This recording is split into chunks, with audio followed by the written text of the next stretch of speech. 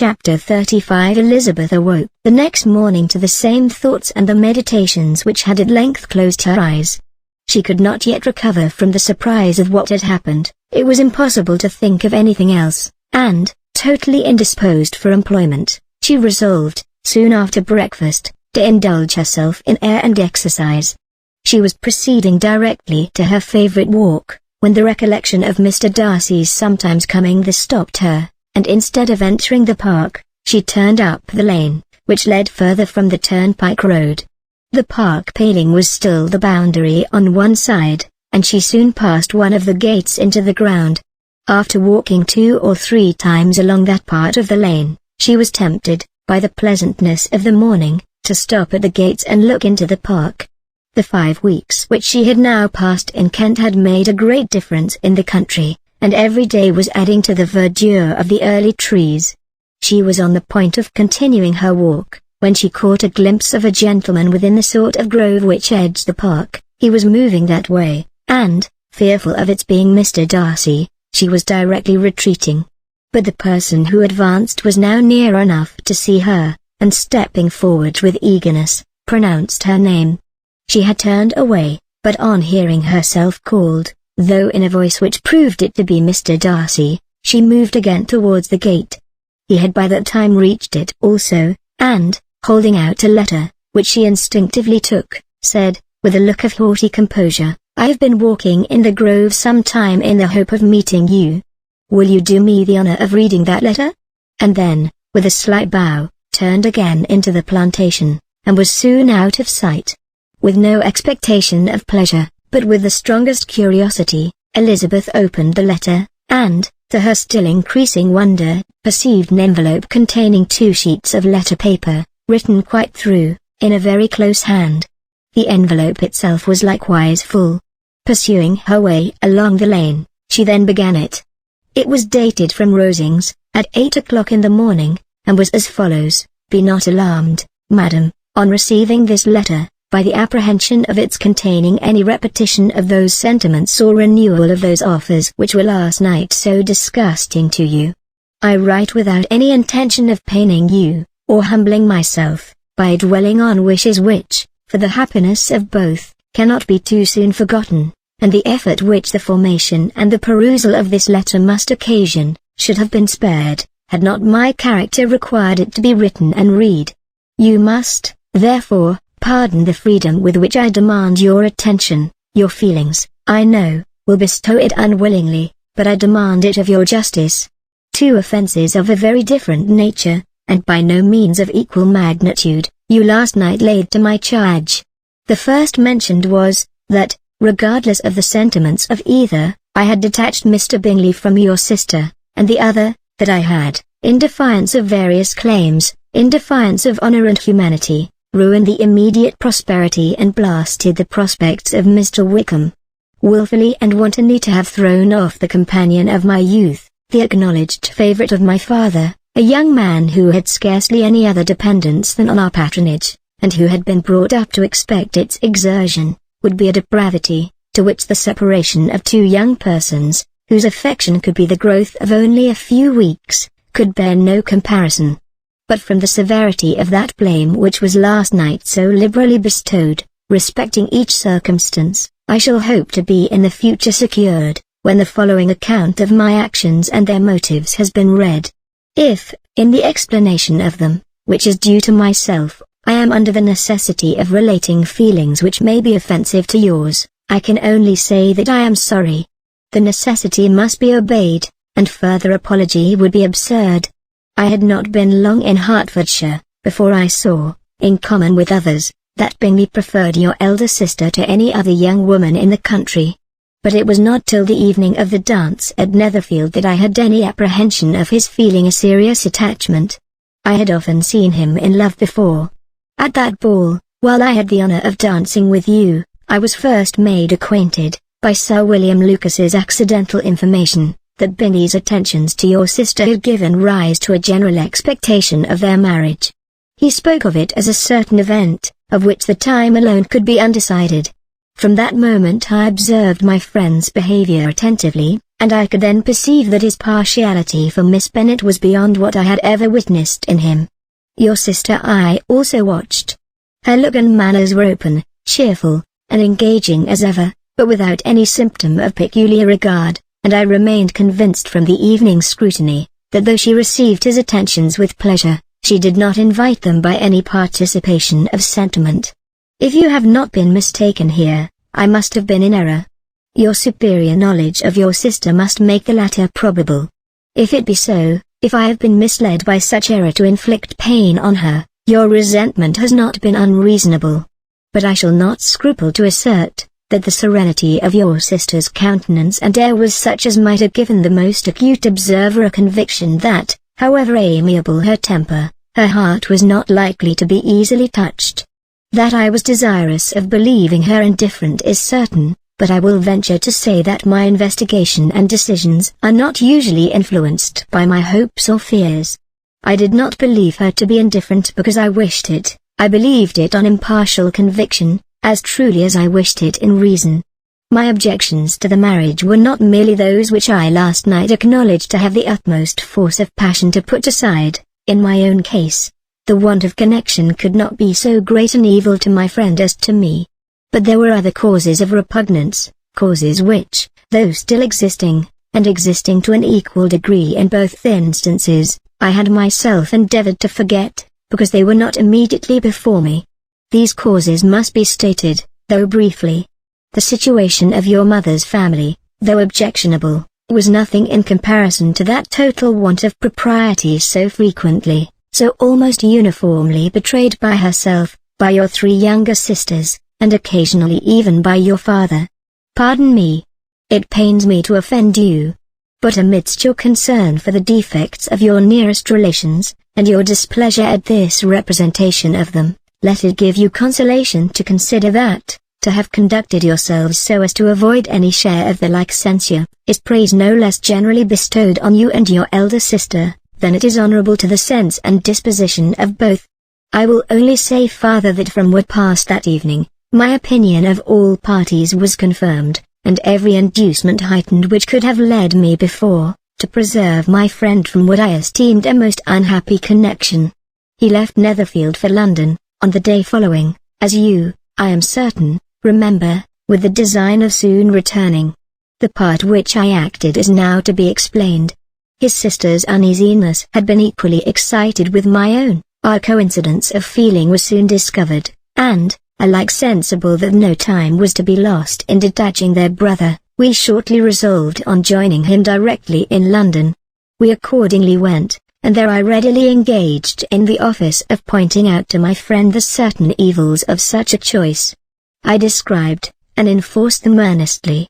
But, however this remonstrance might have staggered or delayed his determination, I do not suppose that it would ultimately have prevented the marriage, had it not been seconded by the assurance that I hesitated not in giving, of your sister's indifference.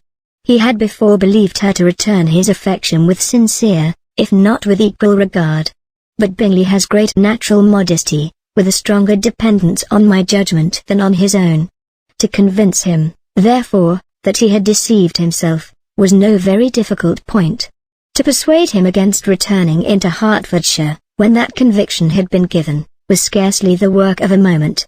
I cannot blame myself for having done thus much. There is but one part of my conduct in the whole affair on which I do not reflect with satisfaction. It is that I condescended to adopt the measures of art so far as to conceal from him your sister's being in town. I knew it myself, as it was known to Miss Bingley, but her brother is even yet ignorant of it.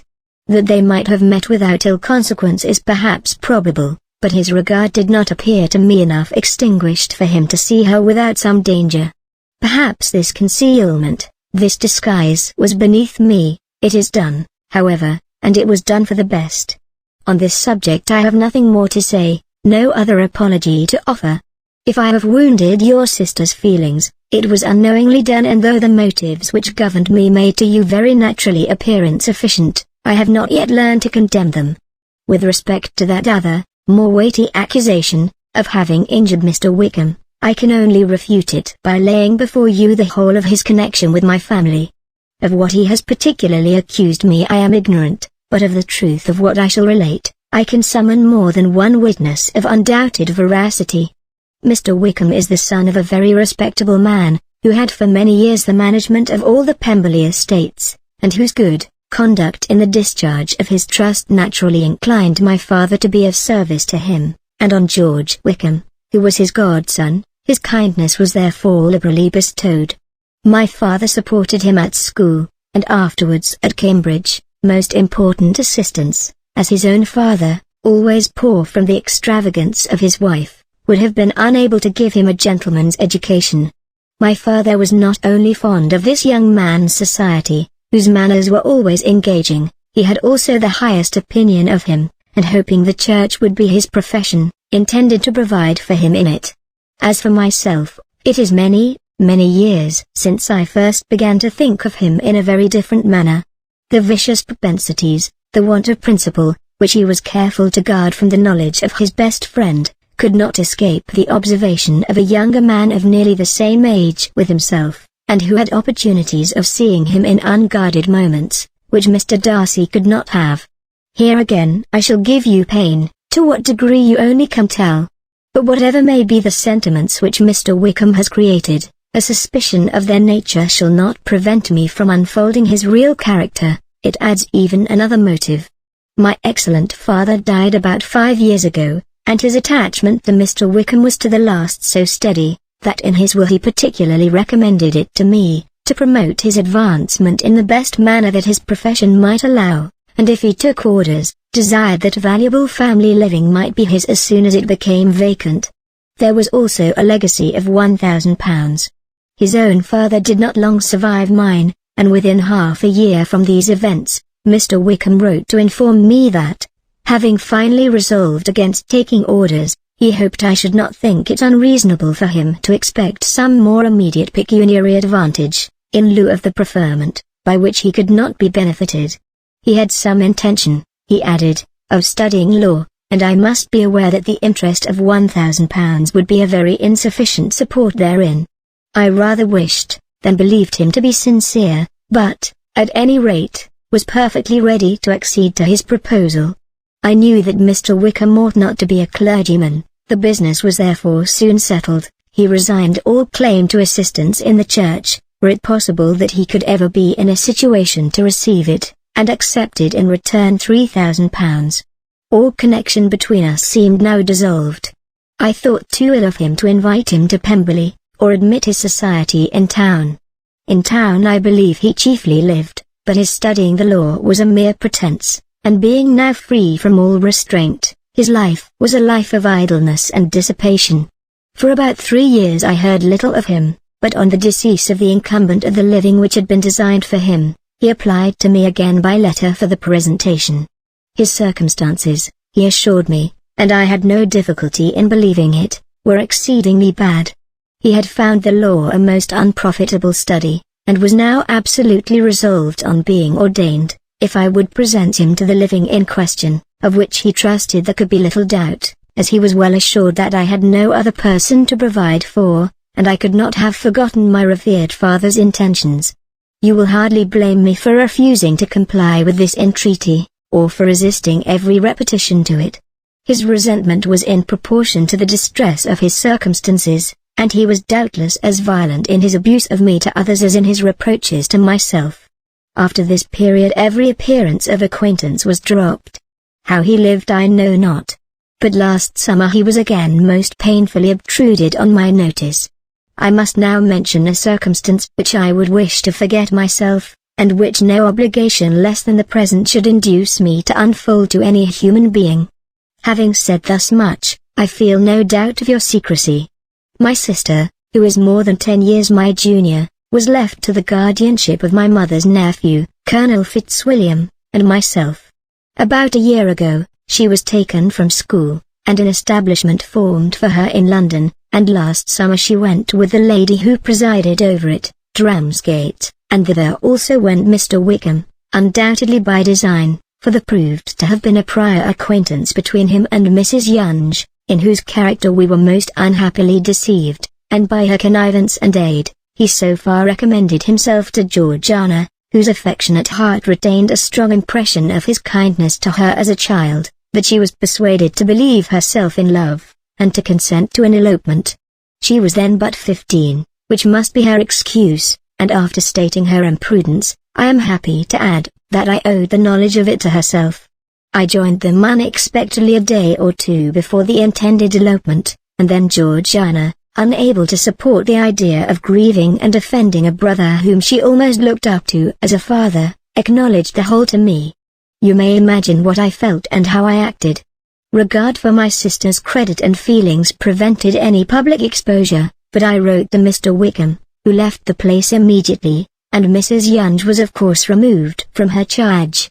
Mr. Wickham's chief object was unquestionably my sister's fortune, which is £30,000, but I cannot help supposing that the hope of revenging himself on me was a strong inducement.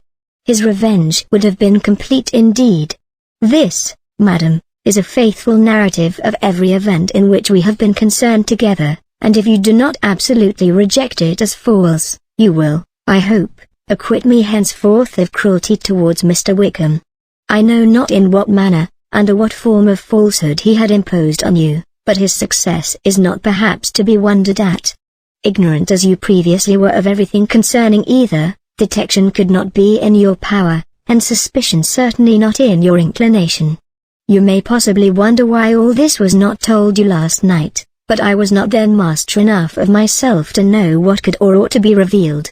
For the truth of everything here related, I can appeal more particularly to the testimony of Colonel Fitzwilliam, who, from our near relationship and constant intimacy, and, still more, as one of the executors of my father's will, has been unavoidably acquainted with every particular of these transactions.